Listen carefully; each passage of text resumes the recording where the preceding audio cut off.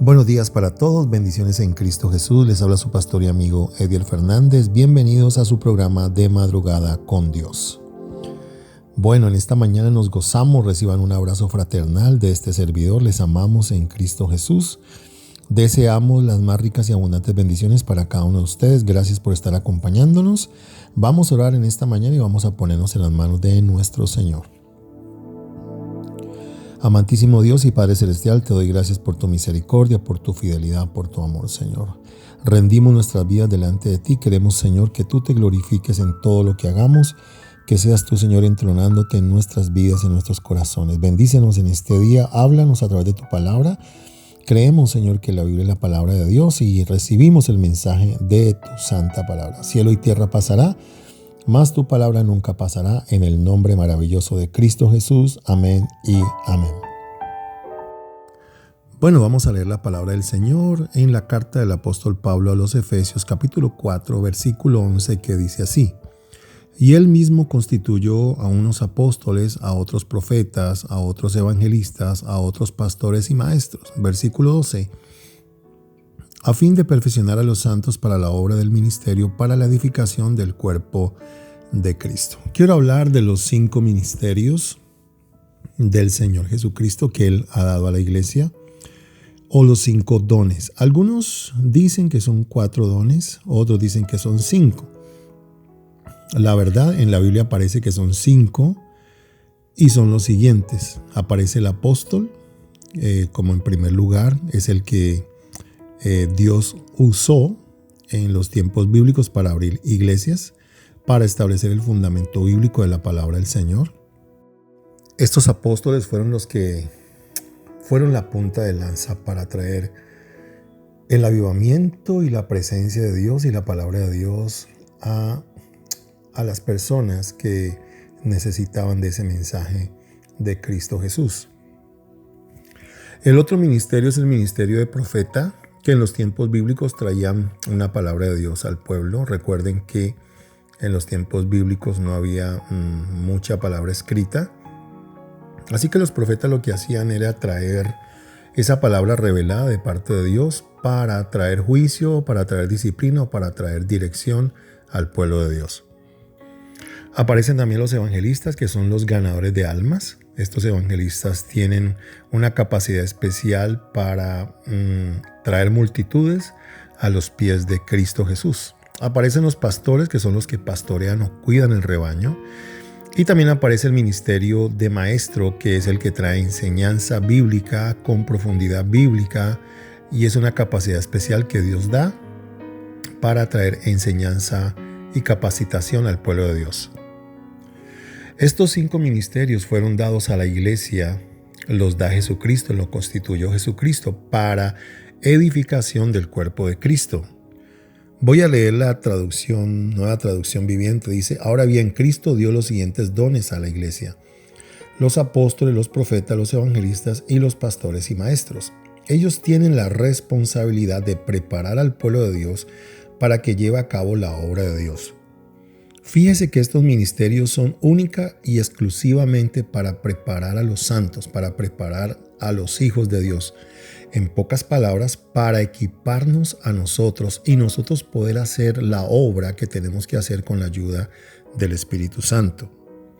Es decir, nosotros debemos llevar a cabo la tarea. ¿Quiénes? Cada uno de los hijos de Dios. Entonces, esos ministerios que Dios ha dado, esos dones que Dios ha dado a la iglesia, son para llevarnos al crecimiento espiritual y a la madurez espiritual. Cosa que en algunas ocasiones no se ve. ¿Por qué? Porque algunos ministros o ciertos ministros lo que hacen es entretener a la gente y no edificarlos. A veces se ve mucha emoción en los profetas, hablando cosas que no deben hablar, en los apóstoles y también en los pastores. Entonces debemos tener cuidado. ¿Por qué? Porque nosotros debemos llevar a la gente a la edificación, al crecimiento espiritual. Y esto es una responsabilidad muy grande que tenemos los ministros de Dios. Por eso tenemos que tener cuidado de no entretener a la gente, de no llevar a la gente a la inmadurez espiritual, sino llevarlos hacia el crecimiento en Cristo Jesús para que ellos logren llevar a cabo la obra de Dios aquí en la tierra. Desafortunadamente hoy en día los apóstoles y profetas que se levantan, algunos de ellos, porque creo en el ministerio apostólico, no como los 12 apóstoles de Cristo Jesús, pero creo en el ministerio apostólico. Creo que Dios puede usar a hombres para edificar a la iglesia de una manera especial, para abrir iglesias, para establecer el reino de Dios. Creo que en este tiempo necesitamos verdaderos apóstoles y verdaderos profetas de Dios. Porque se han levantado muchas personas que se dicen ser apóstoles y no lo son. Entonces, uno tiene que analizar verdaderamente quién es un apóstol y quién es un profeta, y analizar también quién es un pastor. ¿Por qué? Porque estos dones fueron dados para edificar a la iglesia y ninguno es mayor que otro. El apóstol no es mayor que el pastor. El profeta no es mayor que el apóstol. Entonces la Biblia no está hablando aquí de jerarquías, sino de funciones. Así como el apóstol fue colocado primero en la iglesia y después se constituyeron pastores porque hay que cuidar el rebaño, tanto el uno como el otro necesitan admiración y posición en la iglesia para que la iglesia logre ser efectiva, llevando la gran comisión al mundo que no conoce de Cristo Jesús. A veces cuando se invita a un profeta en la iglesia, mucha gente va para que le den una profecía, para que le digan qué es lo que va a suceder en el futuro. Eso es lo que esperamos algunos de nosotros, lo cual en cierta medida está bien, porque podemos recibir orientación a través del don de ciencia, a través de la palabra profética. Pero recuerden que el profeta es usado más allá para traer dirección a la iglesia, para traer compromiso a la iglesia. ¿Cuántas personas van a una iglesia, a una reunión donde hay un profeta y lo que menos quieren es comprometerse?